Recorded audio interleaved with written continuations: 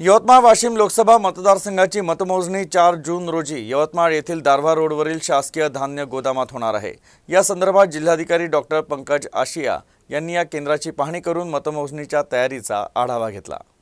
जिल्हा निवडणूक अधिकारी डॉक्टर पंकज आशिया यांनी मतमोजणी केंद्राला भेट देऊन पाहणी केली। यावेळी जिल्हा पोलीस अधीक्षक डॉक्टर पवन बनसोड, अपर जिल्हाधिकारी अनिल खंडागळे, निवासी उपजिल्हाधिकारी प्रकाश राऊत यासह प्रशासनाचे वरिष्ठ अधिकारी उपस्थित होते। मतमोजणीच्या ठिकाणी आयोगाच्या वतीने सर्व आवश्यक ती तयारी करण्यात आली आहे।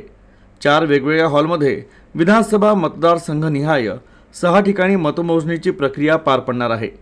मतमोजणी कर्मचारी, टेबल, उमेदवारांची मतमोजणी प्रतिनिधींची व्यवस्था, माध्यम प्रतिनिधींची बैठक व्यवस्था या सर्व बाबींची पाहणी जिल्हाधिकाऱ्यांनी केली। तर मतमोजणीच्या दिवशी केंद्रावर चोख पोलीस बंदोबस्त ठेवण्याच्या सूचना त्यांनी पोलीस विभागाला केल्या।